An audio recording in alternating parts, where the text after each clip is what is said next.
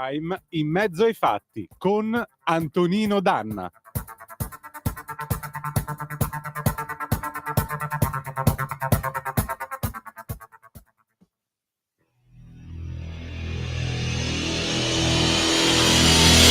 Signore, è stata una svista, abbi un occhio di riguardo per il tuo chitarrista.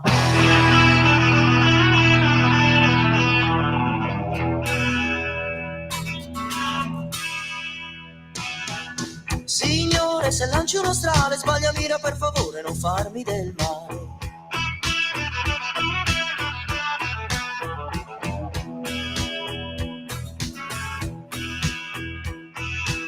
Te lo giuro in ginocchio qui in mezzo alla pista, te lo giuro sulla pelle, io non l'ho fatta apposta.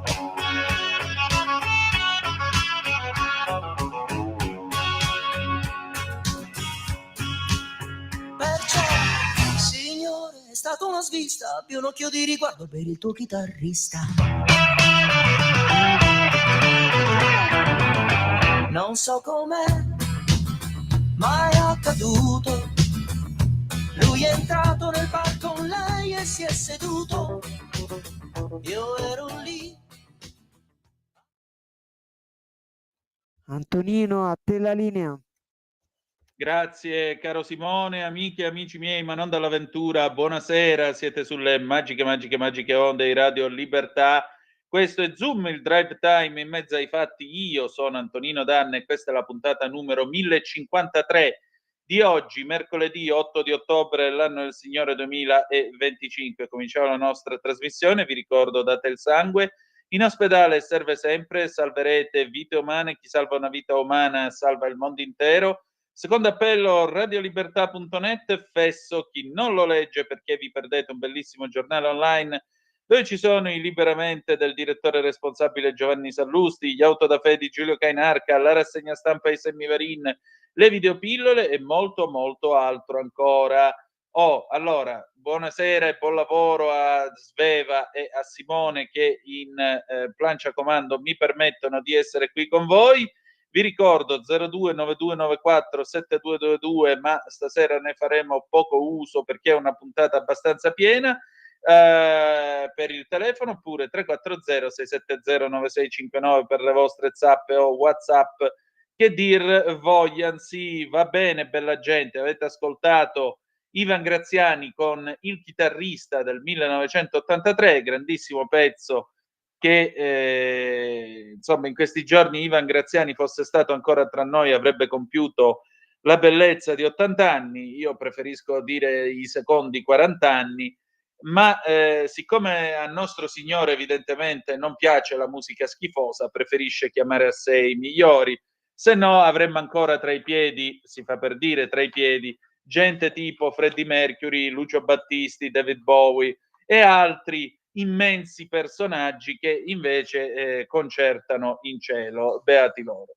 Allora, le 18, 20 minuti e 50 secondi, tra non molto avremo il qui Parlamento, stasera noi abbiamo con noi l'onorevole Alessandro Gigliovigna perché si parla di fanatismo turbo green. Non abbiamo stasera il diritto e rovescio, lo ritroveremo domani con l'implacabile Pierluigi Vagnaschi, il direttore di Italia Oggi. Chi sono gli ospiti di questa sera? Alle 18:35 avremo con noi Antonio Zennaro che ci dirà in diretta, parlerà con noi, ecco, in questo caso se vorrete potrete telefonare allo 0292947222. Antonio Zennaro che nella sua bellissima rubrica Conto Corrente parlerà di oro, novità sull'intelligenza artificiale e l'attualità economica. Dopodiché, dopo le 19 avremo due differite.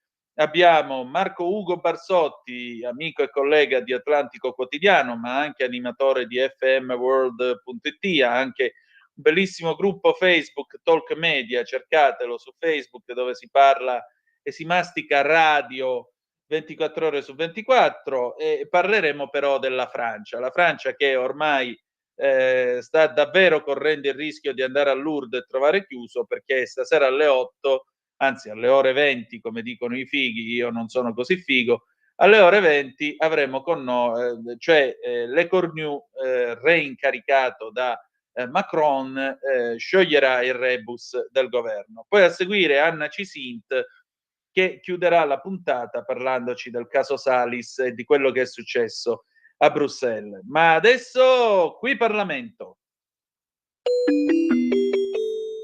Qui Parlamento. Allora, io do il bentornato all'onorevole Alessandro Giglio Vigna, che ringrazio del suo tempo. Onorevole, senta, ma allora questo delirio ideologico sui motori endotermici da uccidere a tutti i costi entro il 2035, lei oggi ha preso una posizione molto chiara in quanto non solo deputato della Lega, ma presidente della Commissione Politiche UE. Ecco, ce la può spiegare? Buonasera. Certo, buonasera. Sì, intanto un saluto ai vostri radioascoltatori, è sempre un piacere essere sulle onde libere di Radio Libertà. Sì, come presidente di questa commissione, della Commissione Politiche dell'Unione Europea alla Camera dei Deputati, ma anche come parlamentare eletto in provincia di Torino, perché non è da dimenticare che il mio territorio ha una propensione verso l'automotive, automotive chi produce le automobili, ma anche tutto quell'indotto che ci sta intorno alla produzione di automobili, forse ancora più difficile da convertire nella direzione in cui vorrebbe andare Bruxelles rispetto a la produzione stessa di automobili, e ci risiamo con un delirio ideologico, con una ideologia turbo ambientalista che non tiene conto degli aspetti produttivi appunto del nostro paese, come dicevo poc'anzi, che non tiene conto banalmente dell'idea di neutralità tecnologica, ovvero dell'idea che potrebbe e c'è altro rispetto all'elettrico se si vuole andare ad inquinare meno. L'elettrico non è l'unica strada, anzi il diesel di ultima generazione, oggi abbiamo i dati, consuma e inquina meno del motore elettrico, senza parlare poi di biocarburanti, senza parlare poi dell'e-fuel, insomma, senza parlare di tutte quelle tecnologie alle quali in Europa e l'Europa sta cercando di tarpare le ali a fronte appunto di voler spingere solo ed esclusivamente verso l'elettrico. Allora, noi come Lega siamo all'interno del panorama nazionale il partito politico che più si oppone a questa follia dell'elettrico a tutti i costi. Stiamo dando di fatto la direzione al governo, la direzione alla maggioranza parlamentare, ci stiamo facendo sentire in tutte le sedi internazionali, siamo già riusciti a stoppare alcuni passaggi, alcuni momenti, e è chiaro che ancora una volta risentire un commissario europeo che se ne esce con dichiarazioni di questo tipo è qualcosa che effettivamente non può farci sorridere e non può farci ben sperare sulla direzione in cui vuole andare questa Commissione europea a questa Ursula. Cosa dire, la Lega dalle piazze alle sedi di istituzioni, Parlamento, Europarlamento, Governo, quello che faremo sarà continuare quell'azione per stoppare il più possibile questo delirio, questa follia e queste assurde teorie, come appunto in parte ci stiamo già riuscendo. Sappiamo che il paese è con noi, sappiamo che il sistema paese è con noi, sappiamo che chi produce la pensa come noi, sappiamo che i cittadini la pensano come noi, sappiamo che il mercato la pensa come noi, perché la gente non le compra le auto elettriche, non le comprano le auto elettriche, e non è che non comprano le auto elettriche perché non ci sono le colonnine, casomai è il contrario, non ci sono le colonnine perché non c'è abbastanza richiesta, non c'è sostenibilità per creare per creare più colonnine elettriche. Se chi produce e installa colonnine non lo sta facendo è perché sa che non c'è una redditività e perché sa che non ci sono abbastanza auto elettriche, perché semplicemente il mercato non lo vuole, non si può spingere in quella direzione. Finora non ho parlato degli aspetti geopolitici, e gli aspetti geopolitici ci dicono che la filiera del litio è in mano alla Repubblica Popolare Cinese, e allora che cosa vogliamo fare? Vogliamo dipendere e andare a dipendere da Pechino per un settore importantissimo come i trasporti, come la mobilità privata e la mobilità commerciale del nostro paese, del nostro continente. Quindi è chiaro che da parte della Lega c'è un no assoluto a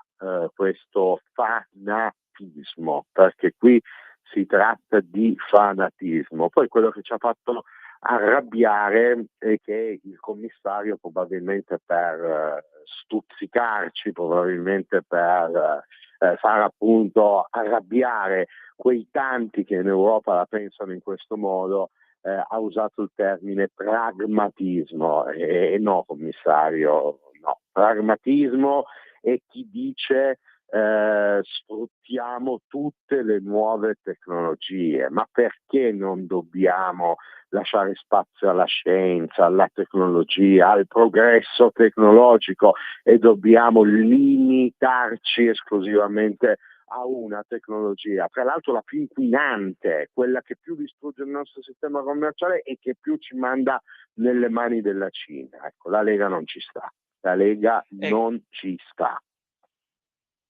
Ecco, io mi permetto solo di fare un piccolo corollario a quello che ha detto l'onorevole Giglio Vigna, perché vedete, questo è lo spazio qui Parlamento, su Radio Libertà, uno può dire vabbè, è leghista, tira l'acqua al suo mulino. Allora, giusto questa settimana, Chatham House, che è uno dei più importanti think tank d'Inghilterra, e che non credo abbiano aderenze con via Bellerio al 41, ecco, Chatham House ha fatto questa seguente osservazione sul fatto che l'Inghilterra ha fatto un accordo con la Groenlandia per lo sfruttamento dei giacimenti di terre rare. E l'osservazione è questa, che vi ripeto in termini molto banali.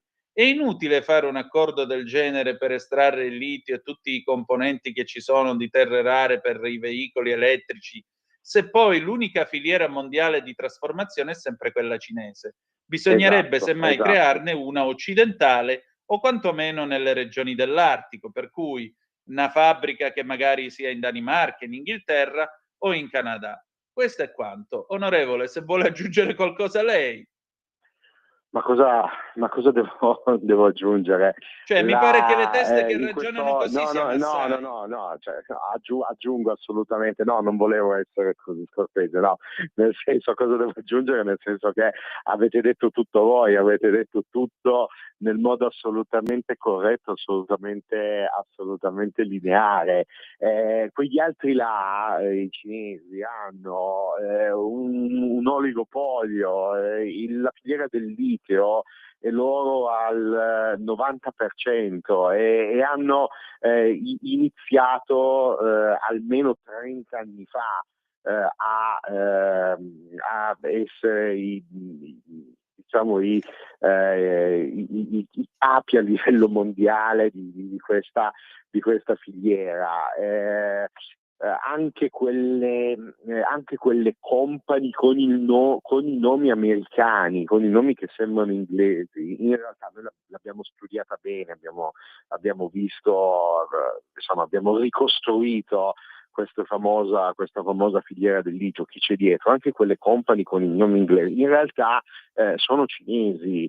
Ora, ma sì, cioè, la Gran Bretagna vuole fare l'accordo con la Danimarca per la Groenlandia, va bene, ma se quegli altri tengono in mano il 90, l'85% di questo mercato, l'Europa o comunque il mondo occidentale non può far altro in questo mercato che mettersi in coda. E allora però voglio dire, perché dobbiamo seguire questo filone quando vi sono altre tecnologie molto più alla portata dell'Europa, molto più appetibili, molto più semplici anche da realizzare e anche molto meno impattanti sul nostro mercato, sulla nostra produzione, perché ripeto, io da deputato di territorio parlo con chi produce la marmitta, con chi produce i pezzi delle automobili, i pezzi del motore, e questi qua mi dicono ma onorevole, noi non produciamo un microchip, non produciamo pannelli solari, noi come facciamo a riconvertirci, perché noi sempre marmitte produciamo, e quindi è chiaro che noi non possiamo distruggere un capitale umano, sociale, economico, culturale, una tradizione commerciale di questo tipo. Saremmo poi solo noi, sarebbe poi solo l'Europa, perché anche la Cina in realtà non ha idea di convertirsi totalmente all'elettrico. Sì, producono le loro auto elettriche, sì, parte del paese sta andando in quella direzione, però l'avete detto giusto voi, io non posso veramente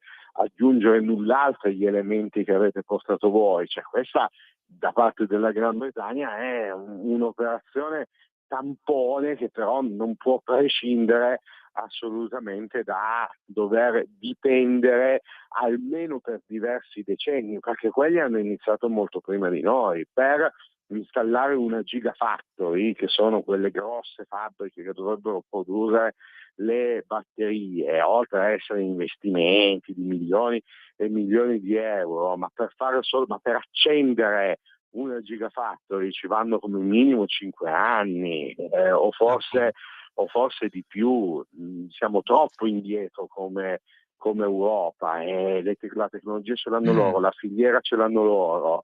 Le iniziative tampone non possono che essere guardate con un certo sorriso, e come dicevo prima, ma che cosa posso aggiungere di più rispetto a quello che avete detto voi?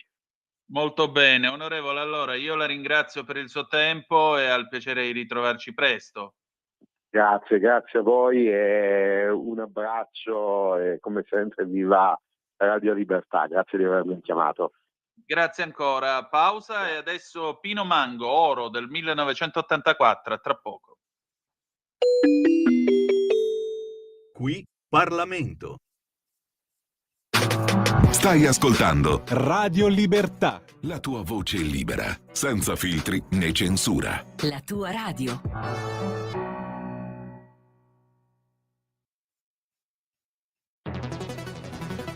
Ogni giorno migliaia di notizie ci raccontano i fatti che accadono in Italia, e ogni giorno c'è una voce fuori dal coro. Quotidiano di Sicilia, il quotidiano d'Italia, l'informazione che ribalta i luoghi comuni, una vera visione dei fatti, l'Italia vista da sud. Ogni siciliano che vive in Italia e nel mondo è una risorsa, è protagonista della crescita della nostra nazione. Dai forza alla crescita della nostra Buonasera. nazione, abbonandoti al QDS digitale più archivio a soli 99 euro anno. Quotidiano di Sicilia, il quotidiano d'Italia, una scelta di valore. Stai ascoltando Radio Libertà. la tua voce libera, senza filtri né censura. La tua radio.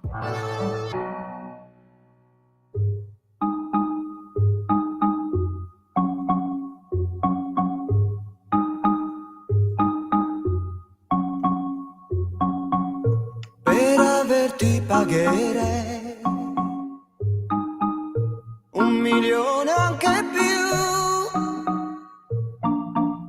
anche l'ultima Marlboro darei. Perché tu sei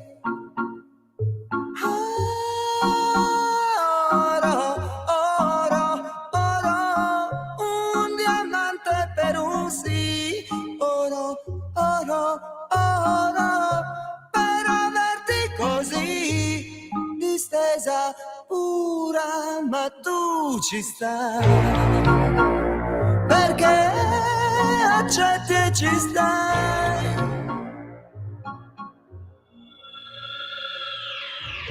E così tu cadi giù,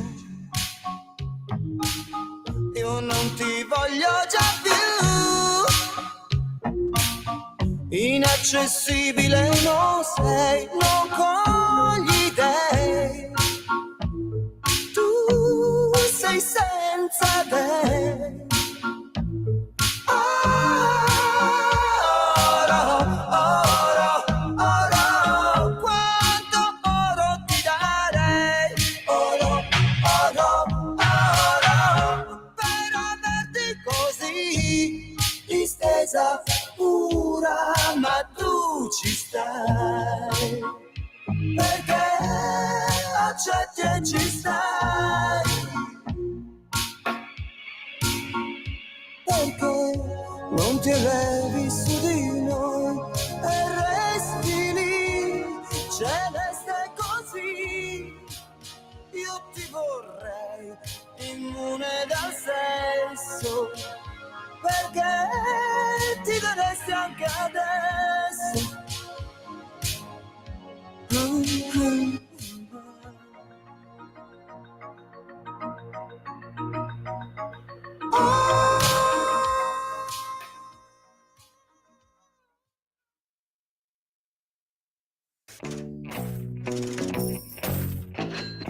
Va ora in onda Conto Corrente, economia e finanza per tutti. Conduce Antonio Zennaro.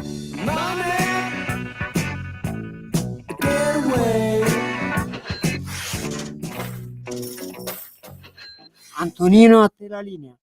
Grazie Simone, e come ogni mercoledì è arrivato il padrone di casa di questa fase, di questa fascia di Zoom alle 18:39 minuti e 28 secondi dopo aver ascoltato Pino Mango con Oro del 1984. Pino Mango era un interprete di un'eleganza rara e credo che non sia stato debitamente apprezzato, ma era un uomo di una cultura ed eleganza davvero rare.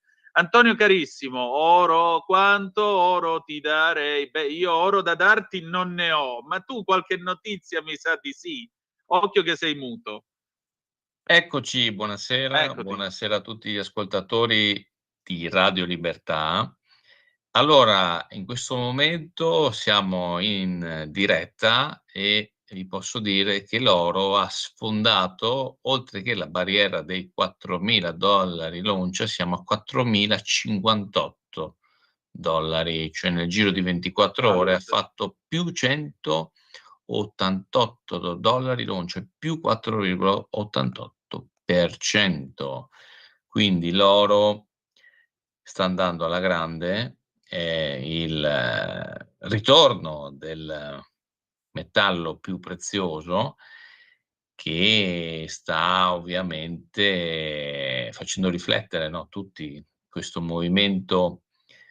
Solitamente l'oro, no, tutti dicono che l'oro cresce quando le borse calano, quando c'è un momento di paura, quando c'è un momento di tensione, di crisi, mentre per la prima volta da tanti anni abbiamo le borse che sono cresciute, che sono ai massimi, e l'oro che è ai massimi, cioè non ha mai raggiunto queste percentuali.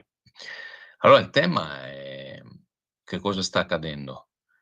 C'è paura da parte degli operatori, delle banche centrali, cioè chi sta comprando l'oro? Chi sta facendo incetta d'oro sui mercati finanziari?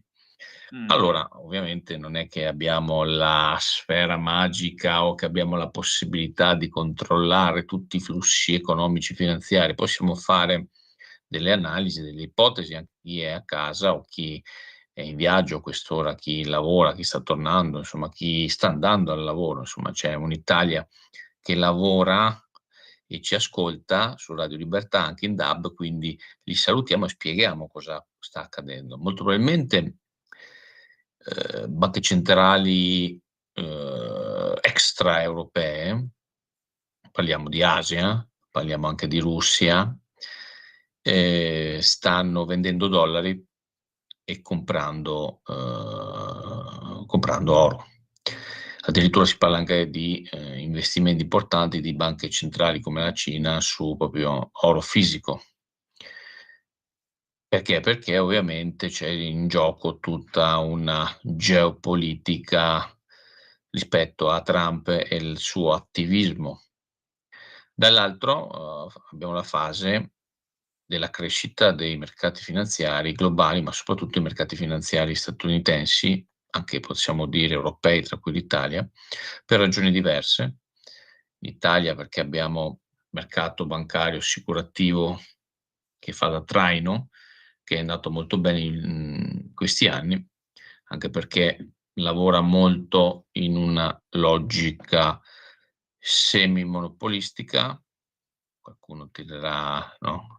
Non sarebbe molto contento di questa cosa, però alla fine sono rimaste poche banche si gestiscono il mercato. Come anche assicurazioni abbiamo un po' di più, però insomma comunque operano sulla base di obbligatorietà di leggi, quindi insomma ci piace vincere facile. Questo comunque è anche frutto di un lavoro di solidità fatto negli anni, insomma tutta una lunga storia che abbiamo già trattato qui a Radio Libertà, quindi insomma le banche italiane vanno bene, sono più forti dei tedeschi, dei francesi, e tanto è vero che se le vogliono comprare, però questo è un altro tema.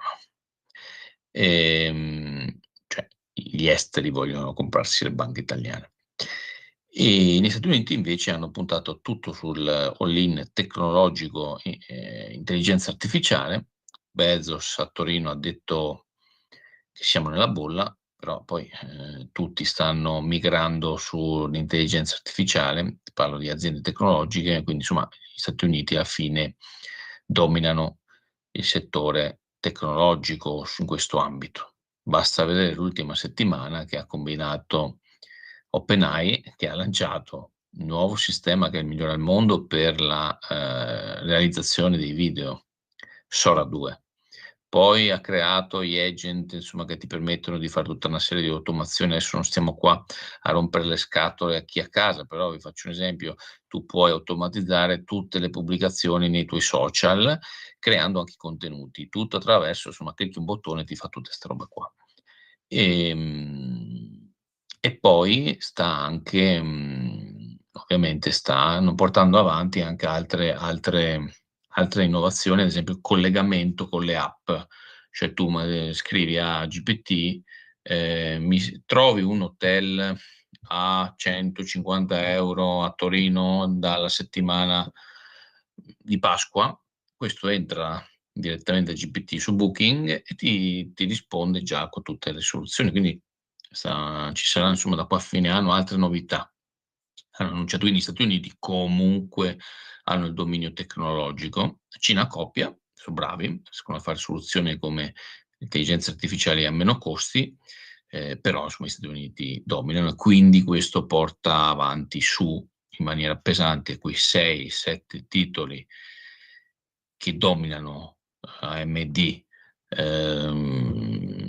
Nvidia, insomma tutto quel mondo che è collegato a intelligenza artificiale, insomma, domina i mercati borsistici, nonostante OpenAI sia quella più importante, non sia quotata.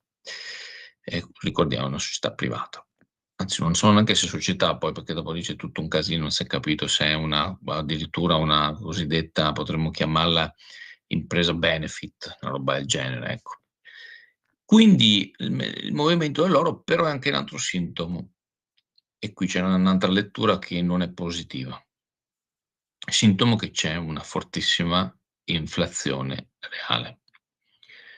Cioè, se c'è un'inflazione reale su tutta una serie di prodotti, materie, quindi l'unico bene che tiene veramente il valore, che è sempre un indice di valore, perché 10 once d'oro ti permettevano di comprare 100 anni fa una casa, e 100, cioè le stesse once oggi ti permettono di comprare la casa, quindi non si è svalutato l'oro. L'oro tiene il valore, bene rifugio per eccellenza, Antonino. Quindi molto probabilmente c'è una fortissima inflazione e anche gli stessi aumenti dei corsi azionari sono sintomo. E cosa vuol dire questo? Perdita del potere d'acquisto dei salari. Stipendi in tutto l'Occidente non salgono e i salariati, no, cioè gli stipendiati, cioè chi vive di un salario, chi vive di uno stipendio, perde potere d'acquisto. Quindi questo ha sicuramente delle fortissime implicazioni. Stessa cosa anche possiamo parlare di pensionati, quindi sempre chi riceve un reddito fisso e non può scaricare l'inflazione, cioè anche per quelle aziende che non possono aumentare i prezzi, ma gli aumentano i costi, quindi tensione sui margini. Questo poi è un altro tema, è un altro problema e può essere l'inizio anche di una fase di, qualcuno dice occhio perché qua è salito tutto, potrebbe essere l'inizio di un grosso boom, cioè di uno sboom dopo questa euforia dei mercati, euforia dell'intelligenza artificiale, oro, che ci sia un crack. E quindi questo è una discussione aperta. In questo ovviamente magma cosa deve fare il risparmiatore? Chi c'ha il suo piccolo patrimonio che si è sudato, che è stato tassato, no? Perché ricordiamo qua vieni tassato quando vai a lavorare, vieni tassato quando risparmi, quando spendi, quindi tassazione, questi tutti i paesi occidentali. Insomma, nei vari cicli del risparmio e del consumo vieni tassato. E quindi chi è riuscito a mettersi via, insomma, tra tante fatiche, o gli ha lasciato qualcuno qualche gruzzoletto, oggi deve stare molto attento a quello che può accadere. E in questo senso consigliamo sempre prudenza, non farsi prendere dalle mode, occhio ai fuffaguru. Antonino, qui abbiamo denunciato spesso i sola degli investimenti, ce ne sono sempre di più online e ahimè riescono a fare sempre di più proseliti, Antonino, perché con promesse di facili guadagni, promesse di far raddoppiare, triplicare i soldi, ahimè, molto alla Vanna Marchi riescono comunque a trovare tantissime persone. Investi su questo mercato, vieni a Dubai, vieni qua, di là e poi alla fine i soldi non tornano più nel portafoglio, non si vedono più, quindi occhio, prudenza, perché quando i mercati insomma sono cresciuti così e quando l'oro ha questi movimenti così forti, potrebbe anche accadere qualcosa che insomma può far male ai risparmi, quindi è sempre molto meglio stare attenti e farsi seguire se uno non è in grado, non farsi prendere al panico, però io consiglio sempre, se uno ha un gruzzoletto, di farsi seguire da un consulente finanziario, magari iscritto obbligatoriamente, se non è iscritto è un problema perché sta facendo un esercizio abusivo della professione, insomma chi è certificato, banche, insomma non farsi fare i consigli dal cugino, dall'amico o robe così prese su internet.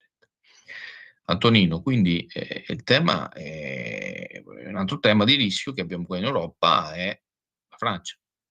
La Francia è in un momento storico di crisi, forse la fine del macronismo, perché non si è capito sinceramente non ho capito che governo ci sia in questo momento hanno un sistema molto diverso dal nostro. Domanda.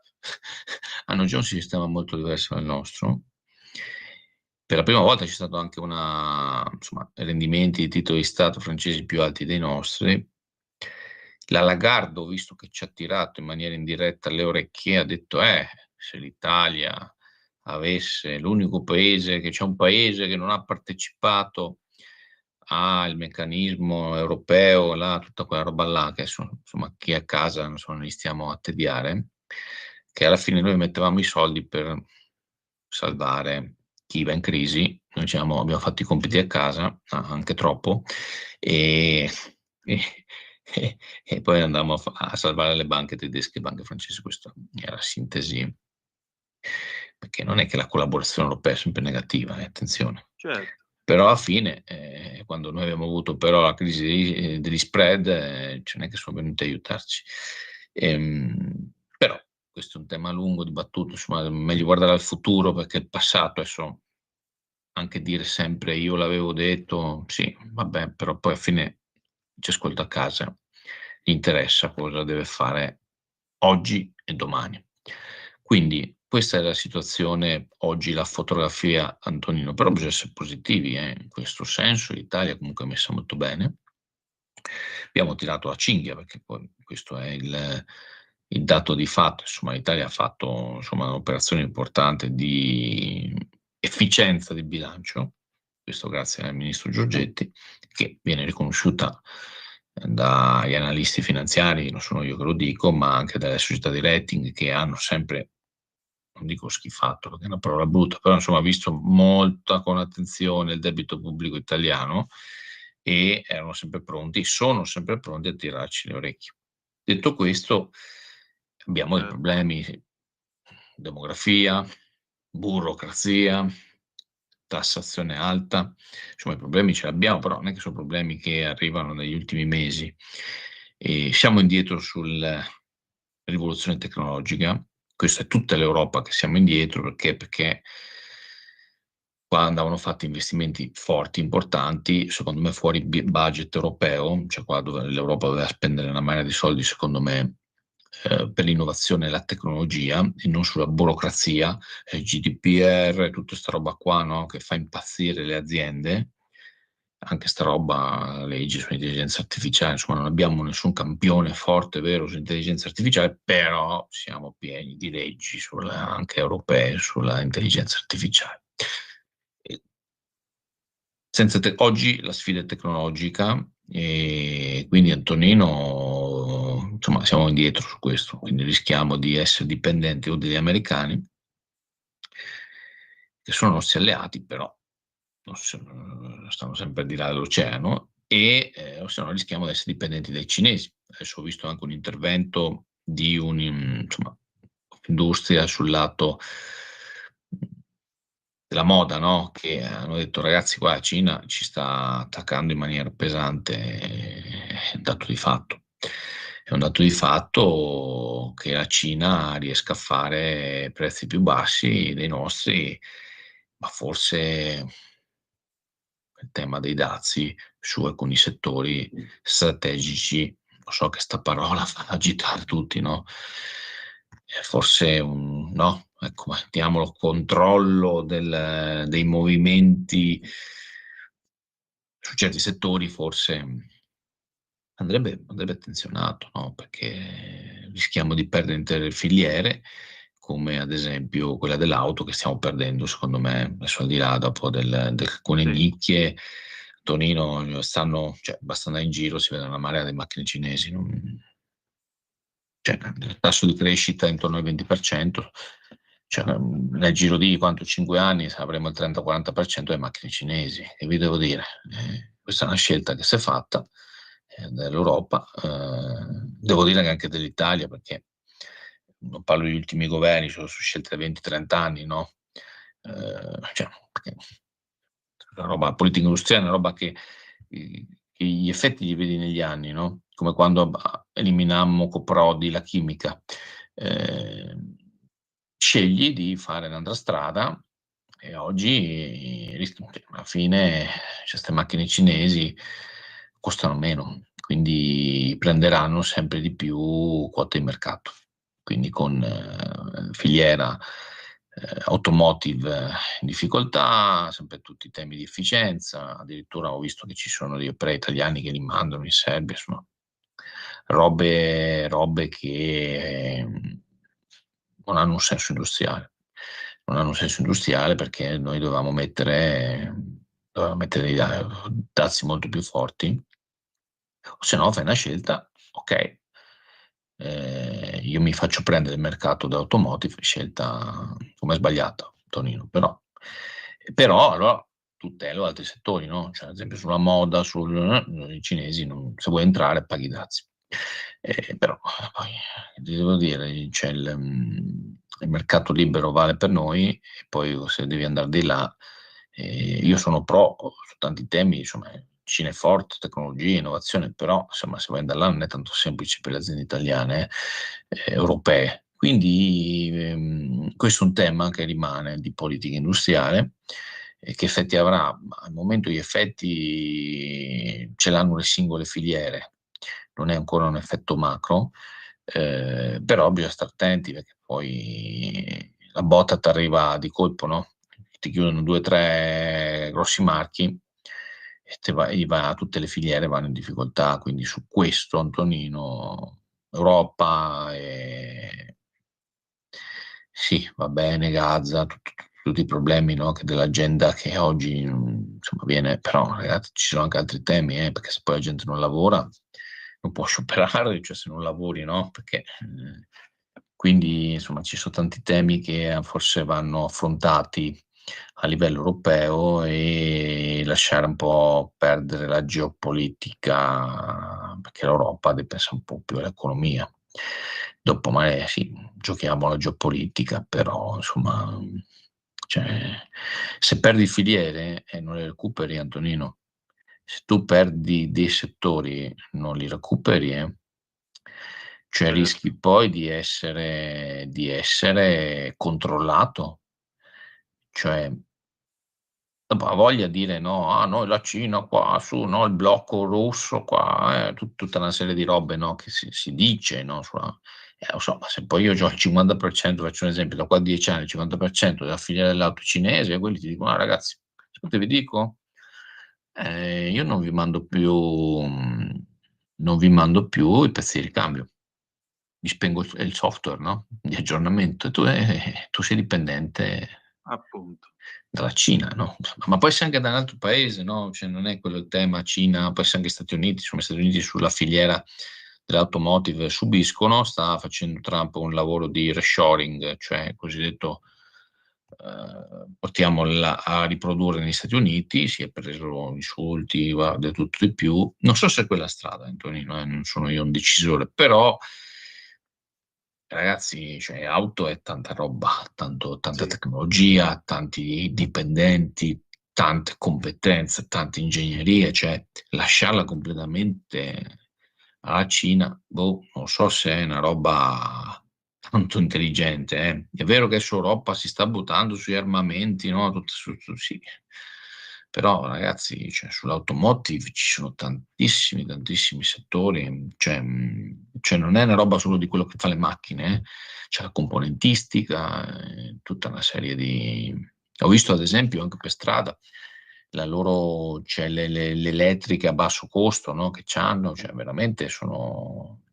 C'è anche lì, no? Ho visto che Porsche, per fortuna, i nuovi modelli era partito con farli solo elettrici. Per fortuna ha detto no, teniamo anche il combustibile. Ma perché? Perché se no diventa tecnologia tutta cinese sull'elettrico. Quindi se teniamo, anche i grossi produttori tedeschi cominciano a mantenere,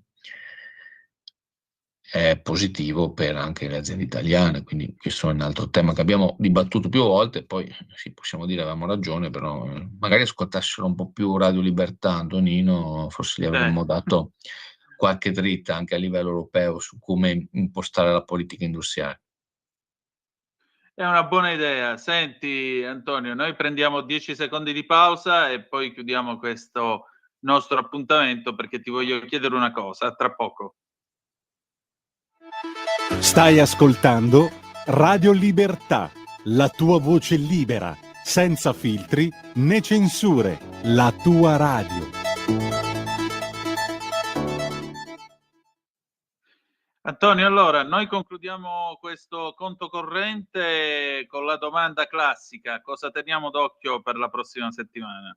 Allora, secondo me dobbiamo tenere d'occhio il nuovo libro di Morgan Housel che è uscito in questi giorni negli Stati Uniti, poi verrà tradotto anche in Italia, è L'arte del spendere i soldi.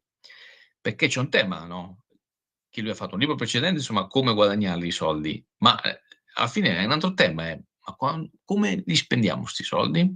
E Bella domanda. c'è tutta una bellissima analisi, infatti ho visto in anteprima il libro, sul tema che oggi non serve più l'ostentazione, non c'è più la ricerca dell'ostentazione, ma la vera ricchezza è investire sulla propria salute, investire sul proprio tempo, investire sulle proprie persone, famiglie, insomma, con chi vuoi stare, i tuoi amici, e soprattutto investire su se stessi. Questo è un bel concetto che dovremmo approfondire anche in una prossima puntata, sull'investire su se stessi, perché è l'investimento che dà il miglior rendimento.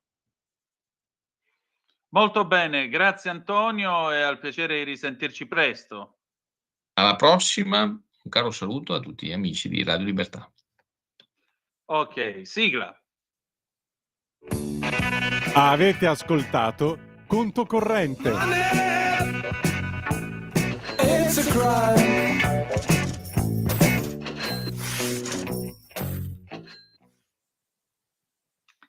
E adesso, bella gente, alle 19, 3 minuti e 26 secondi sulle magiche onde di Radio Libertà, è tempo di parlare di Francia. Intanto però vi do una notizia. Che è uno dei più quotati quotidiani israeliani, dice che delle fonti, insomma, che partecipano ai colloqui, secondo queste fonti saremmo vicini alla firma dell'accordo. Ebbene sì, quindi vi faccio un altro check mentre vi parlo e vi dico, Israele è ottimista sulla possibilità di raggiungere un accordo, dicono le fonti al Post. Una fonte aggiuntiva ha anche aggiunto che per come per come sono messe le cose attuali, Marwan Barghouti e Ahmad Sadat non saranno rilasciati, che sono due dei più grossi assassini di Hamas. L'ultimo aggiornamento dice: Al-Sisi ha invitato Trump in Egitto se ovviamente il cessate il fuoco sarà raggiunto. Nel frattempo sono state sequestrate delle armi che erano state contrabbandate dall'Iran alla Cisgiordania, alla West Bank. Vi dico quello che dice appunto il Jerusalem Post, notizia aggiornata a poco fa, e precisamente alle 18:57, alle 19:57 ore di Gerusalemme. Le fonti israeliane e diplomatiche sono ottimistiche sulla possibilità di raggiungere un accordo riguardo ai negoziati sul cessate il fuoco tra Israele e Hamas. Questo è quello che dicono le fonti al Jerusalem Post. Siamo entrati nelle ore critiche, aggiungono ancora le fonti. Una fonte ulteriore aggiunge che, per come sono messe le cose adesso, Marwan Barghouti e Ahmad Saadat non saranno rilasciati. La situazione nei colloqui è andata oltre quello che potreste definire ottimismo, ha detto una fonte al Post. Una descrizione più accurata potrebbe essere che siamo molto vicini all'accordo. Un'altra fonte dice che i colloqui hanno preso una piega molto positiva, ci sarà un accordo, l'unica domanda è quando sarà annunciato. Una fonte coinvolta nei negoziati ha anche detto che Hamas comprende che dovrà rilasciare tutti gli ostaggi e sta provando adesso a garantirsi dei vantaggi su altri temi. Hamas al momento è sotto pressione da parte del Qatar, la Turchia, l'Egitto. Proverà a garantirsi un ritiro più significativo delle forze armate israeliane, delle garanzie più solide da parte dell'amministrazione americana del fatto che Israele non riprenderà la guerra e anche ottenere il rilascio di prigionieri che vuole che siano liberati dalle prigioni israeliane. Ci stiamo cautamente avvicinando al raggiungimento della prima fase dell'accordo di cessate il fuoco, ha detto ancora un funzionario israeliano ai giornali internazionali questa mattina. Lo stesso funzionario aveva detto che Israele si è accordato per accettare il piano previsto dal presidente Donald Trump Hamas invece ha detto sì alla prima fase del piano e adesso ci stiamo aspettando una conclusione. In aggiunta, un funzionario di alto rango della Casa Bianca ha anche detto a Sky News Arabia che i negoziati tecnici a Sharm el Sheikh hanno raggiunto uno stadio decisivo. Un altro funzionario americano ha detto sempre a Sky News Arabia che sono ottimisti sulla possibilità di raggiungere presto l'accordo. Le due parti si stanno avvicinando al punto che ci potrebbe essere una comprensione tra entrambe in grado di portare a un accordo accettabile da ambo le parti. Questo che una fonte palestinese ha detto alla TV pubblica Can News. Inoltre l'impressione è che le discussioni stiano procedendo in maniera positiva, almeno per quanto riguarda il rilascio degli ostaggi tenuti dai terroristi nella striscia di Gaza, così come i palestinesi incarcerati nelle patrie galere israeliane. Questo è quello che dice un diplomatico arabo coinvolto nei colloqui. Il ministro degli esteri turco Hakan Fidan ha detto che i negoziati per fermare la guerra a Gaza hanno fatto un sacco di strada e che sarà dichiarato il cessate il fuoco se il risultato finale sarà un risultato positivo. Questo è ciò che io ho il dovere di riferirvi a quest'ora, alle 19:08 e 35 secondi, sulle magiche onde di Radio Libertà. Naturalmente speriamo e confidiamo, incrociamo le dita, preghiamo Dio, Allah o chi volete voi, purché si arrivi a questo accordo e sia pace o quantomeno sia cessato il fuoco dopo 2 anni davvero drammatici. Adesso però vi porto in Francia, dove l'amico Marco Ugo Barsotti ci fa un quadro della situazione nella quale tra una cinquantina di minuti Le Cornu, anzi Le Cornu secondo, 2 volte Le Cornu, vabbè, facili ironie da parte di noi italiani, a basso costo, insomma lui annuncerà se è riuscito a fare questo secondo governo oppure no, se è riuscito a sciogliere la riserva, altrimenti si va a votare. E dopo che succede? E dopo succede che potrebbe esserci anche l'applicazione dell'articolo 16 della Costituzione francese. Cosa prevede? State a sentire che cosa ci siamo detti. Andate pure, ragazzi. E allora io ho il piacere di ritrovare il collega e oso considerarlo amico Marco Ugo Barsotti, che come sapete lui è l'uomo di Radio Nizza, questa bellissima radio di lingua italiana in quel di Nizza, ma è anche uno dei principali contributor di fm-world.it, dove racconta il mondo della radio italiana e non solo. Caro Marco, intanto buongiorno e ben trovato. Buongiorno a te e agli ascoltatori, grazie di avermi chiamato. Allora, senti, noi da qua cerchiamo di capire che cosa stia succedendo in Francia, perché mi pare di capire, riassumendola con una battuta, che la Francia sta cercando di andare a Lourdes ma rischia di trovare chiuso.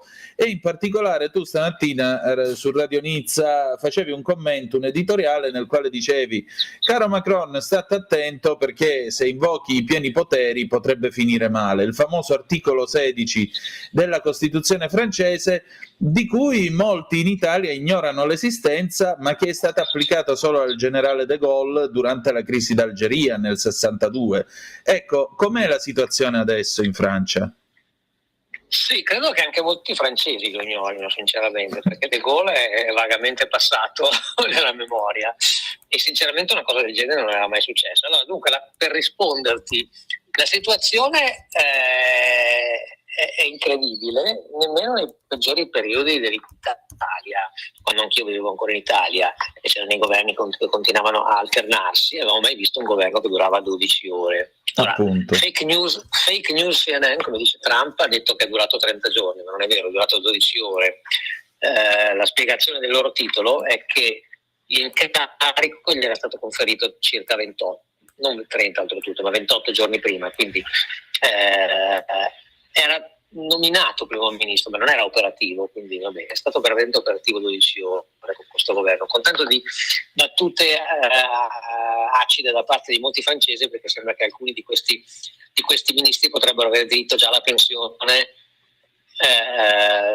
come ex ministri per essere stati ministri di sciopero. Cavolo, voglio farmi nominare ministro pure io.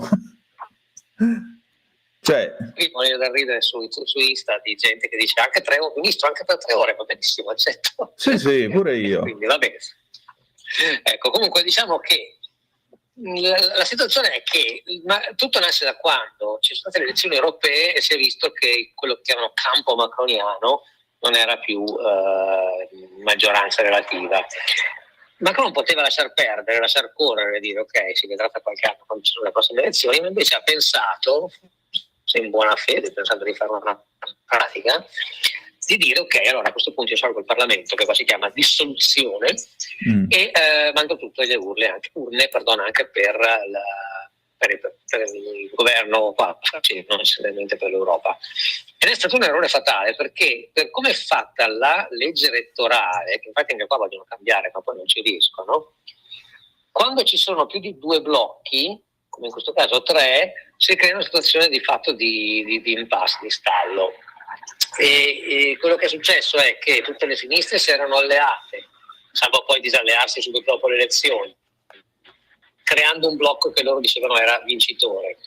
Il vero vincitore era il partito di Le Pen, ovviamente, l'RN, che però non ha nessuno che vuole allearsi tra i repubblicani, nessuno che vuole allearsi con lui, quindi non ha avuto la maggioranza relativa, e di fatto una situazione che era quasi ingovernabile, che ha permesso a Macron di dire ok, sapete cosa?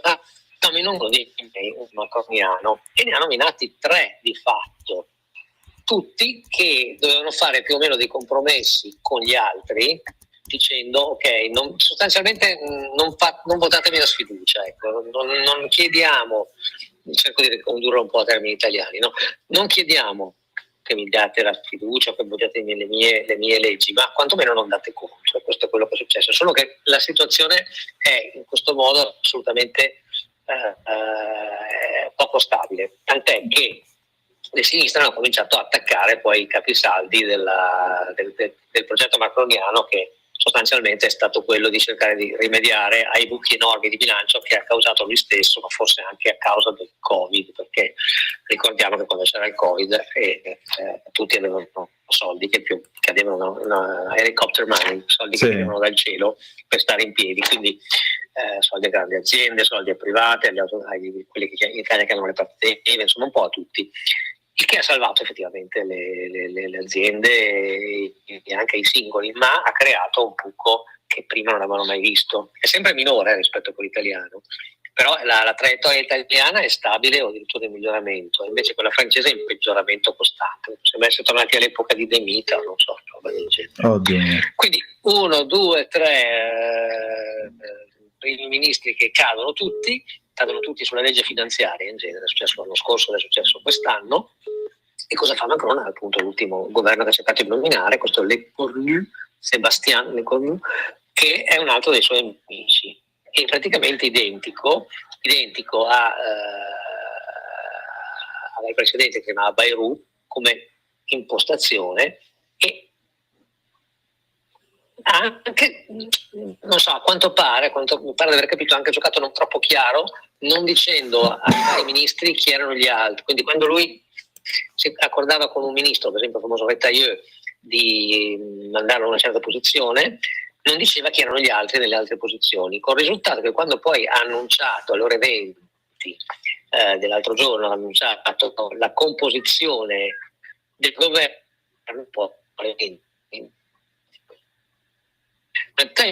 un attimo, ma questo governo non rispetta quello che io volevo o che io sapevo, per meglio dire, e quindi è meglio ripensarci. E il governo è caduto il giorno stesso, quindi capisci una situazione di un'instabilità totale. Cosa si pensava facesse a questo punto Macron?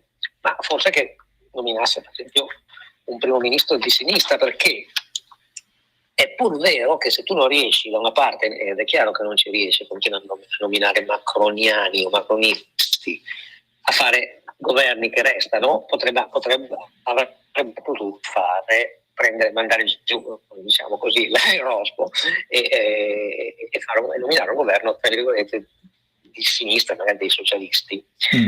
Questa si chiama coabitazione, vuol dire che il partito che governa non è in linea con il Presidente della Repubblica, ma è una cosa possibile, ma non l'ha fatto.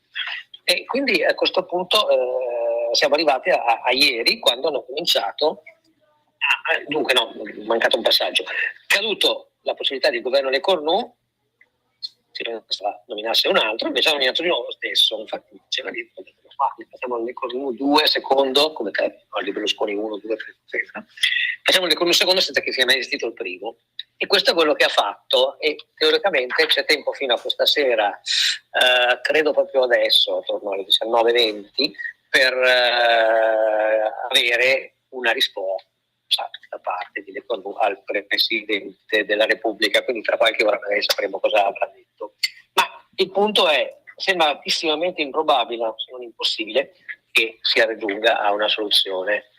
E questo appunto ha portato ieri a questa incredibile serie di prese di posizioni, il primo da un suo ex ministro, Edouard Philippe, e poi da il sindaco di Cannes, che è anche presidente dei sindaci di Francia, che si chiama Lisnard, e addirittura il sindaco di Nizza, che si chiama Estrosi, che è uno che pesa abbastanza, era anche ministro degli interni durante il governo Sarkozy, anzi la presidenza Sarkozy, quindi non è una preso leggero, diciamo, che hanno scritto proprio senza mezzi termini, nel caso di Estrosi addirittura tutto maiuscolo, su Instagram, che è il caso che il Presidente se ne vada, perché tutto in Francia, sulle parole, passa dal Presidente della Repubblica, e se le cose non funzionano, questo deve prenderne atto.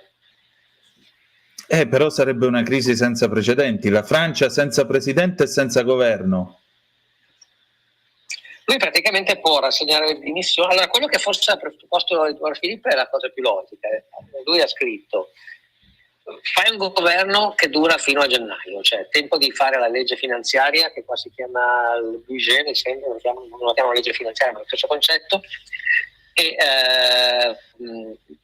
falla approvare. Dopodiché a gennaio rimetti la carica di presidenze alle urne, ai voti dei francesi, perché appunto l'origine dei problemi, questo è sottinteso, no? L'origine del problema sei stato tu.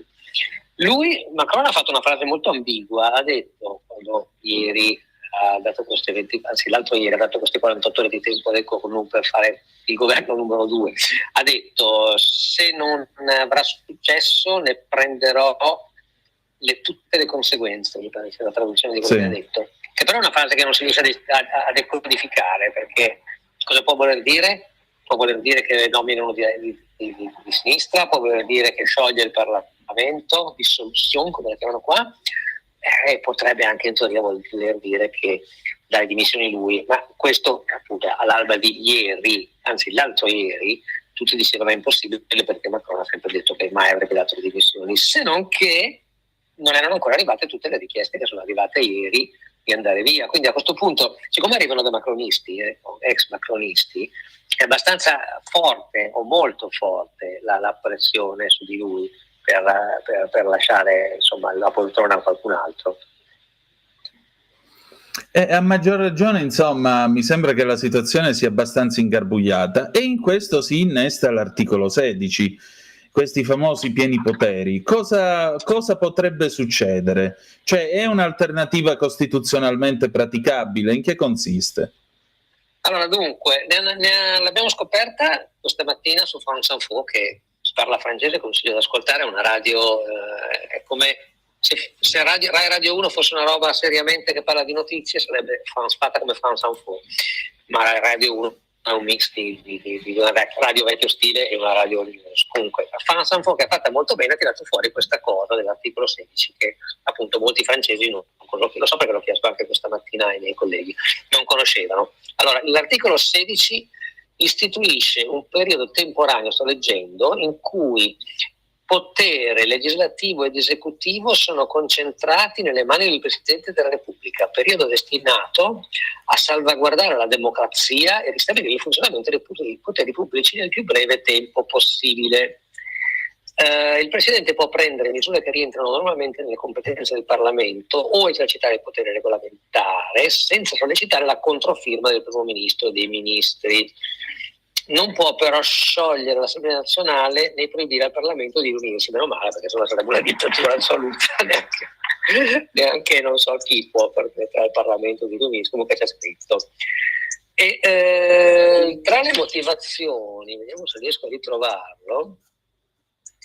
No, non lo trovo. Comunque tra le motivazioni c'è, vabbè, ovviamente il caso di guerra in cui tipo stia Zelensky non si il potere assoluto, non ci sono più elezioni eccetera, ma ci sono anche casi un po' più semplici, tra cui uno in cui la nazione, quindi la Francia, non sia in grado di ottemperare a trattati internazionali. E questo che mi ha fatto pensare, nota che questa è la mia interpretazione, non l'ho letta da nessuna parte, ma mi ha fatto pensare che in linea di assoluto principio lui potrebbe dire: ok, noi con questa situazione non siamo in grado di rispettare una regola europea, che è quella di presentare al Parlamento europeo un bilancio, quindi non siamo in una delle condizioni per cui io potrei chiedere questo articolo 16, che è chiamato pieni poteri, che lui fortunatamente, forse ricordando lo sfortunato caso di quando questa parola fu usata da Matteo Salvini, non ha usato la parola pieni poteri, hanno usato i giornalisti la parola articolo 16, ma il concetto è lo stesso. Ho capito che quando tu puoi promulgare leggi, puoi fare i regolamenti, puoi fare quelle che chiamavano i PCR quando c'era insomma, puoi fare tutto e non c'è bisogno che il Parlamento lo approvi, hai i poteri assoluti, perfetto, in effetti. Ecco, in tutto questo quindi c'è un dibattito, una Francia che si trova disorientata. Ma voglio dire, tu che vai in giro, ricevi le telefonate, parli con gli ascoltatori, che impressione ne ritrai? Cioè, qual è il mood del paese? Perché dicono che un francese sia un italiano di pessimo umore, ma l'umore quanto è peggiorato? Ma qua la cosa che preoccupa di più credo che sia la tassazione che rischia di aumentare e i costi, l'inflazione. Diciamo che qua c'è un trucco che a mio avviso è anche peggiore di quello che c'era in Italia. Non so se ti ricordi quando molti anni fa avevano, tutti in Italia parlo, l'Istat aveva con grande enfasi detto ci siamo modernizzati nel paniere dell'inflazione, ci sono anche i PC. Sì. E perché avevano messo i PC? Perché si sapeva benissimo che era un periodo in cui scendevano costantemente di prezzo, quindi se tu fai la media di una roba che scende e di una che sale, arrivi a zero. Quindi ecco, qui è la stessa roba. L'inflazione ufficiale che dichiara lo Stato, l'INSEE, che è l'equivalente dell'Instat, è l'1,02%, e questo a fronte di, l'hanno detto stamattina proprio su France Info, un aumento dei prezzi medio del 12% ai supermarket, con punte tipo il 32% del caffè, ma anche, questo fa ancora più ridere o piangere, lo Stato che ha aumentato la tax foncière, che è diciamo l'ICI credo, italiana, del 2,4%, quindi avete un bel dire 1%, se voi stessi applicate il 2 giustificandolo con l'inflazione che voi dite che è l'1.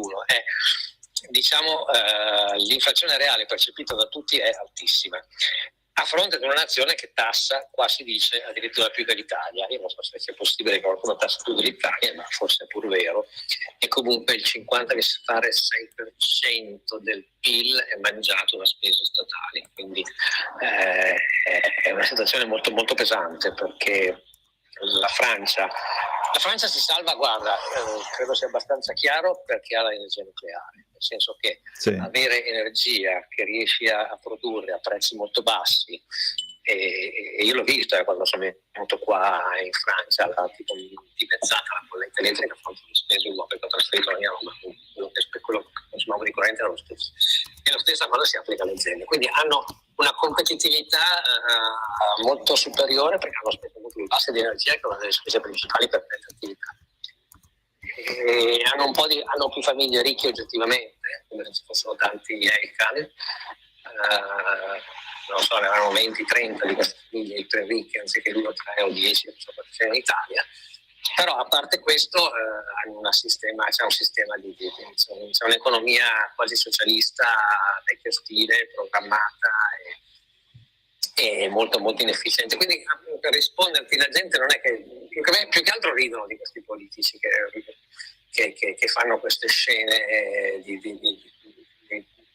e poi sono sempre gli stessi. Ecco, una cosa che ho sentito dire, questa cosa interessante, questi volti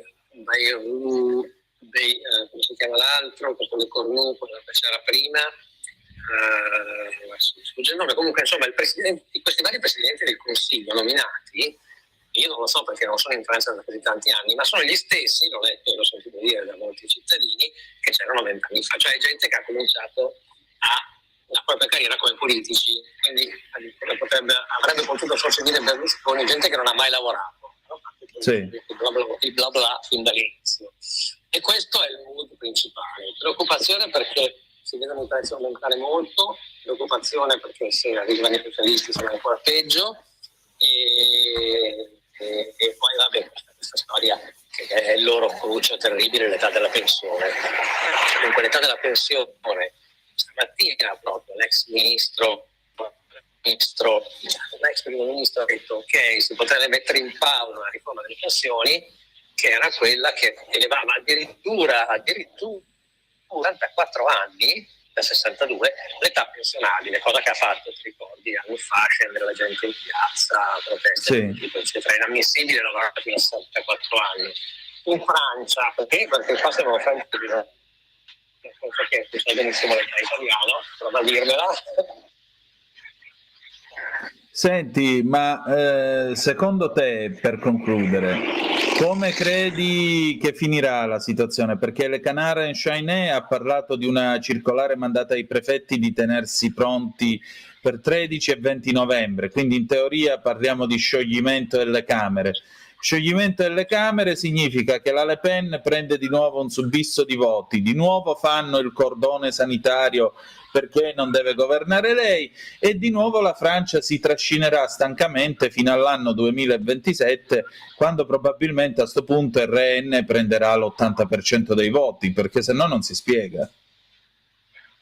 Allora, per quanto riguarda la data puoi andare su Polymarket. Ti ricordo che Polymarket aveva previsto giustamente la vittoria di Trump. Stamattina ho guardato la data più votata per la dissoluzione è il 17 ottobre, con il 67% delle scommesse su questo. È divertente sempre guardare Polymarket. Dunque, cosa può succedere? Il problema è, da quanto ho capito, che se ci fosse una legge elettorale anche proporzionale, si potrebbe ottenere un governo guidato da RN, da Le Pen o da Bardella anzi, che sarebbe anche giusto perché sono quelli che hanno i più voti, non ci sono storie, ma per come è impostata la legge elettorale, che era fatta ai tempi in cui c'erano solo 2 blocchi, adesso ce ne 3 come dicevo prima, per come è fatta la legge si rischia di rifare l'instabilità attuale, quindi sì, se si rivota è possibile o probabile che magari ci sia appunto un piccolo aumento di RN e forse anche del sinistra estrema, credo, perché adesso questa storia del supporto a Hamas, tutti a favore di Hamas, no? Anche per strada l'abbiamo visti, questa storia ha fatto sì che tanta gente si polarizzasse dall'altra parte e quindi che la situazione resti come la previsione che hai detto tu sembrerebbe plausibile, ma non vedo come possono fare diversamente, perché la legge elettorale, come si sa, va discussa con un Parlamento che c'è, non con un Parlamento sciolto, quindi it's a big mess, sì, i francesi direbbero c'è un, vabbè, evito di dirlo, insomma, comunque puoi immaginare. È un gran casino, ecco. E allora Marco, teniamoci in contatto e vediamo come va a finire, va bene? Volentierissimo. Grazie. Io ti ringrazio e saluto tutti gli ascoltatori, buona serata.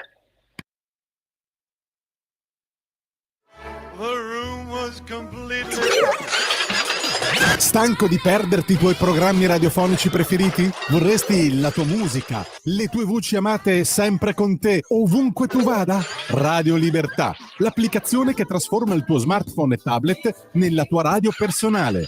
Scaricala ora, è gratis per i dispositivi Android e iOS. Avrai tutta la programmazione quotidiana di Radio Libertà a portata di mano. Scopri di più su radiolibertà.net. Semplicemente la tua radio. Stai ascoltando Radio Libertà, la tua voce libera, senza filtri né censure, la tua radio.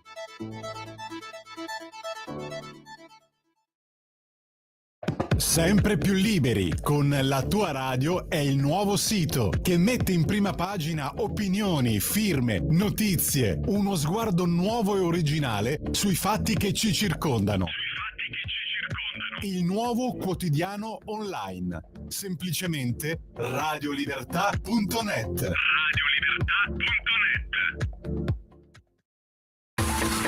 Ehi tu, non trovi più il segnale di Radio Libertà sulla tua radio DAB? Non disperarti, risintonizza. Sì, ma come? È facile, tasto menu, poi scegli il tasto corrispondente alla ricerca automatica dei canali. Attendi qualche minuto e tutte le stazioni DAB della tua zona saranno disponibili.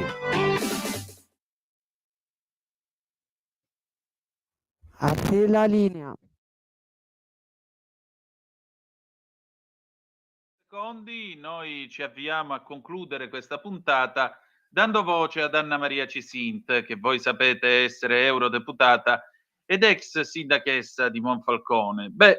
Sapete anche che ieri per un voto Ilaria Salis se l'è scappottata. State un po' a sentire come la nostra Anna analizza questa votazione e si toglie anche qualche sassolino dalla scarpa. Dopo aver ascoltato quest'ultimo faccia a faccia, ci saluteremo con Ivan Graziani, Lugano addio del 1977. Appuntamento domani alle 18:05 trattabili sulle magiche onde di Radio Libertà. Grazie per essere stati con noi e ricordate che malgrado tutto, the best is yet to come, il meglio deve ancora venire. Vi ha parlato Antonino Danna. Buonasera. E allora io questa sera ho il piacere di ritrovare Anna Maria Cisint, eurodeputata, già sindachessa di Monfalcone, perché naturalmente abbiamo un argomentino che la tocca da vicino e riguarda tutti noi anche come elettori, diciamo perplessi davanti a quest'Unione Europea. Ilaria Salis salva per un voto. Ecco, per un punto Martin perse la cappa e invece qua per un punto Ilaria salvò la ghirba. Che è successo? Ma intanto è stata veramente, siamo ancora un po' scioccati, è stata una giornata incredibile perché il concetto di giustizia che ognuno di noi ha ovviamente non contempla queste situazioni. Allora, intanto Ilaria Salis era stata già parzialmente salvata dalla commissione composta dai 25 che quando si è trovata, anziché lasciarla come previsto peraltro dai regolamenti europei, non ci sarebbe stata neanche la necessità di ragionarci, visto che i regolamenti prevedono che quando tu commetti qualche cosa prima del tuo mandato ti viene revocata l'immunità, no? Ecco, questo è accaduto sempre.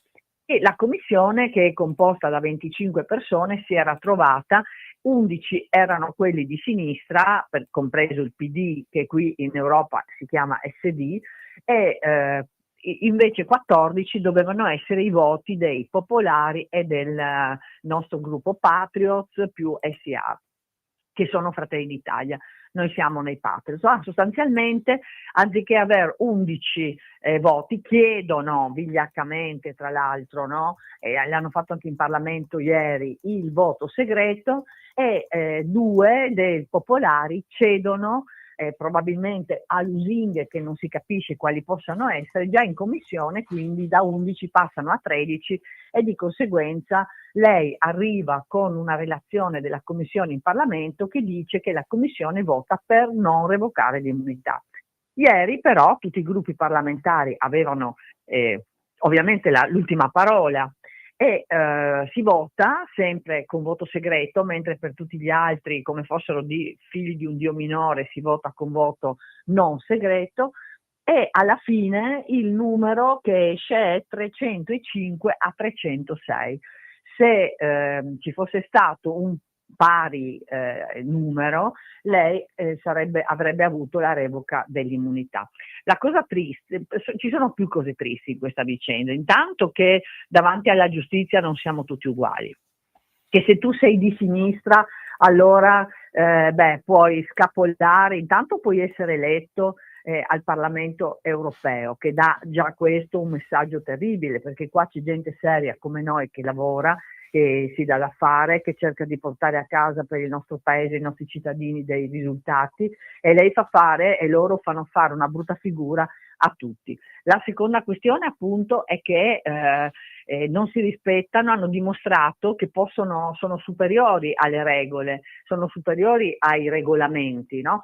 Perché se chi fino a quel momento è stato ha avuto la revoca dell'immunità perché ha commesso dei fatti prima, lei liberamente ha scelto di andare in un paese dove sapeva bene che cosa poteva succedere, è andata in Ungheria, è accusata di aver picchiato selvaggiamente assieme ad altri uno perché secondo lei questo era fascista, e è accusata addirittura di lesioni che potenzialmente potevano essere letali, cioè parliamo di un quasi omicidio. Ieri il Parlamento, che nei numeri con i popolari avrebbe con tranquillità potuto appunto revocare la sua immunità, in un numero di circa 40, perché poi io ho fatto il calcolo anche rispetto alla votazione successiva, e se tutti a sinistra hanno votato, che non è detto, magari qualcuno non può non averlo fatto, ma se tutti avessero votato per no alla revoca dell'immunità a sinistra, allora possiamo dire che con i numeri dei voti, diciamo, del provvedimento successivo, perché il voto segreto non ci dà la possibilità di sapere chi ha votato, né che cosa, ma neanche chi ha votato, se lo calcoliamo sul voto successivo, del provvedimento successivo, circa 42-43 persone appartenenti a gruppi che avevano dichiarato di votare per la revoca hanno tradito. Ecco, quindi questo è accaduto, io non accuso nessuno, però ovviamente è difficile che i gruppi dei Patriots o di SR abbiano votato per il no alla revoca dell'immunità della Salis. Quindi è ovvio che questo è avvenuto in un altro gruppo. Poi le ragioni per le quali ciò è avvenuto le lascio alla libera interpretazione, perché c'è qualcuno che dice do ut des, tu voti per no alla revoca e io sarò pronto a fare altrettanto in un'altra occasione, oppure quando ci sarà questo provvedimento si spera che non sia così, ma io penso che invece alla fine è andata così. Comunque un messaggio bruttissimo, perché qui pare che in Italia, in Europa, se sei di sinistra ti è possibile tutto, ti è possibile anche delinquere e poi ti salvano, e questo non è un bene. Sai, mi viene in mente una frase non molto elegante che nel 1984 Giulio Andreotti usò per Enzo Tortora, che venne candidato all'Europarlamento dai radicali. Lui disse: c'è chi evade dalla prigione usando le lenzuola, c'è chi invece evade usando i voti. Nel caso di Tortora era una frase francamente ingrata, anche perché Tortora l'anno dopo rinunciò al seggio e si fece processare.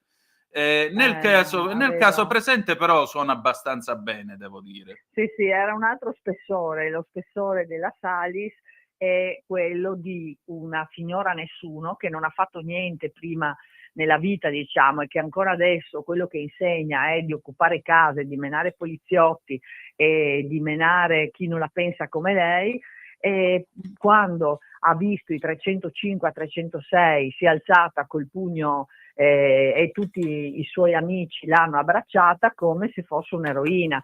Io penso che davvero sia una vergogna, ecco, sia veramente una vergogna. Sì, appunto, anche perché sento dire questa è una vittoria dell'antifascismo europeo. Non sapevo che Anche in la Europa... Schlein l'ha detto, ma anche questa è una lettura terribile. Cioè, se un leader di un partito ti dice che aver probabilmente menato, essere accusate di aver fatto cose così gravi, in un paese dove sei andato tu, perché non è che qualcuno abbia obbligato la Salis ad andare in Ungheria, E l'Ungheria ricordo a tutti, a me prima di tutto, che l'Ungheria fa parte dell'Unione Europea, quindi non si comprende come ci sia questo doppio atteggiamento, no? Se sei di sinistra, allora evadi dalle tue responsabilità, scappi come un coniglio e ti appoggiano e sei uno che rappresenta la democrazia, in caso contrario no. Per me la democrazia sono le pari opportunità di tutti, che in questo caso sono state violate, perché il cittadino semplice, io quando facevo il sindaco ad esempio, sono finita a processo penale 5 volte per non aver commesso niente, infatti sono stata assolta di accuse incredibili, mi hanno rinviato a giudizio, non è che sono scappata, sono andata a giudizio da sindaco per delle cose che non stavano né in cielo né in terra, accusata da un personaggio incredibile del PD locale, e non è che sono scappata, sono andata a giudizio da sindaco e sono stata assolta. Salvini è a processo, rischia anni di carcere perché da ministro, non da ministro, ha fatto delle cose importanti a tutela di un paese ed è a giudizio. Lei è andata là, menato, è accusata di aver quasi ammazzato uno e ieri tutti felici questi di sinistra gioivano e la abbracciavano e le regalavano i fiori perché scappa dal processo con l'aiuto di altri che non appartengono alla sinistra e che bene o male sono inaffidabili, perché quelli che non hanno fatto ciò che dovevano, ciò che i loro leader avevano detto che sarebbe successo, quelli sono inaffidabili, no? Come minimo. Con buona pace di quello quindi che ha detto Tajani, che non ci sono traditori. Io parlo con i fatti, ma non, io parlo con i fatti, ho i numeri, mi sono fatta i calcoli, purtroppo 42 sono quelli che ieri, al di là delle assenze, no, che ci sono, ma prendendo chi ha votato il provvedimento successivo, che è l'unico dato che abbiamo, quindi vuol dire che era in Parlamento, eccetera, eccetera, prendi i dati del provvedimento successivo, questo è, un 45 persone hanno, se tutti a sinistra hanno votato per il no alla revoca, perché sennò i 42 diventano 45, 50, no? Io ho preso per assodato il fatto che a sinistra tutti abbiano messo il voto a favore della non revoca.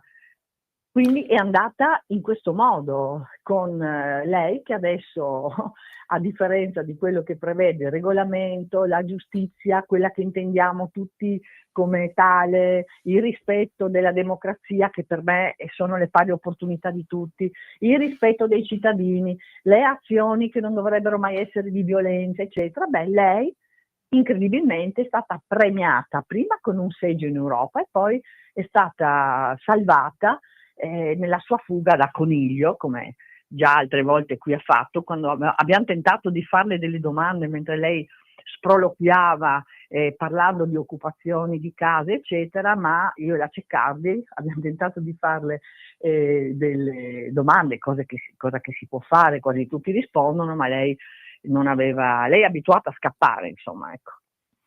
Mi sta quasi venendo voglia di iscrivermi ad AVS ed andare a delinquere, così ci vediamo tra qualche anno dall'altro lato del Parlamento. Però, detto questo, detto che se è così conveniente, detto questo, però scherzi a parte, quali sono ora i prossimi impegni voltato ormai questa pagina? Ma comunque stiamo lavorando davvero su tante situazioni.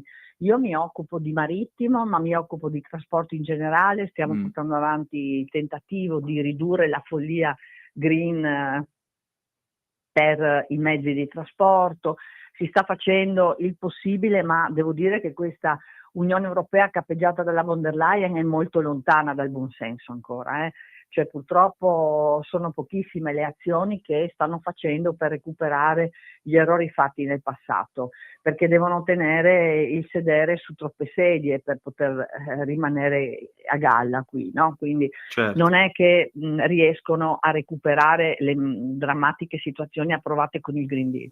Poi stiamo lavorando molto sull'agricoltura e sulla pesca. Sulla pesca io ho ottenuto parecchi risultati positivi, devo dire, e quindi è un lavoro importante. Io sai quello che oggi sottolineo tantissimo, dopo aver passato un anno qui a lavorare, anche sul territorio ovviamente, ma anche qui, che è davvero molto importante quello che riusciamo a fare qui, perché fin tanto che l'Unione Europea avrà questo potere esagerato sui sistemi giuridici dei nostri paesi, qui devi controllare, blindare, proporre, stare attento, perché partono da qui moltissime appunto delle norme, delle leggi che poi noi subiamo, no?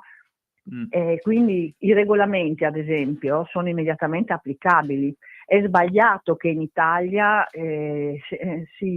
non si faccia così attenzione a ciò che succede in Europa, perché in questa mia esperienza posso dire che davvero le tragedie che poi sono con le conseguenze successive vanno bloccate nel momento in cui nascono, e noi ci siamo su questo. Devo dire che siamo il partito più coerente.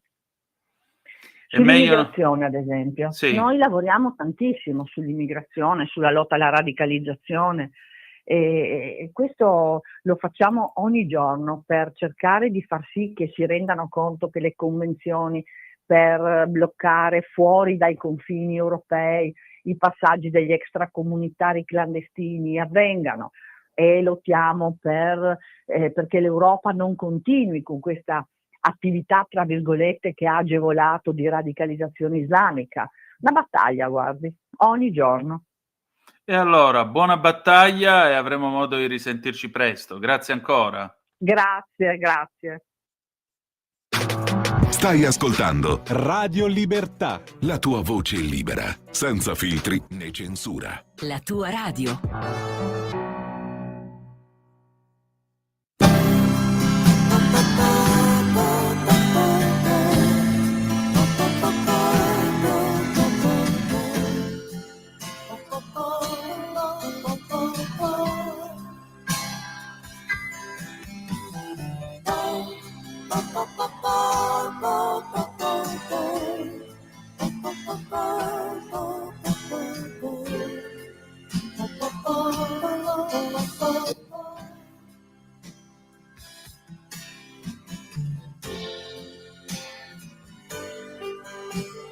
Le scarpe da tennis bianche e blu, seni pesanti e labbra rosse, e la giacca a vento.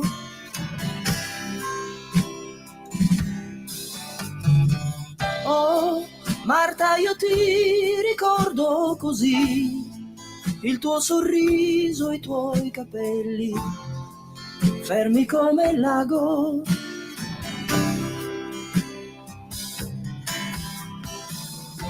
Lugano, addio, cantavi, mentre la mano mi tenevi. Canta con me, tu mi dicevi ed io cantavo di un posto che non avevo visto mai. Tu mi parlavi di frontiere, di finanzieri e contrabbando, mi scaldavo i tuoi racconti. E mio padre sì, tu mi dicevi, quassù in montagna combattuto, poi del mio mi domandavi.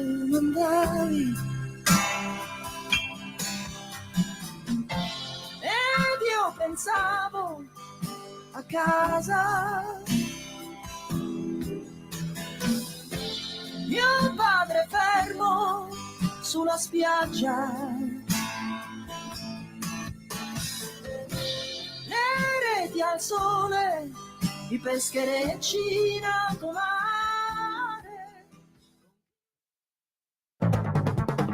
Avete ascoltato Zoom, il drive time in mezzo ai fatti.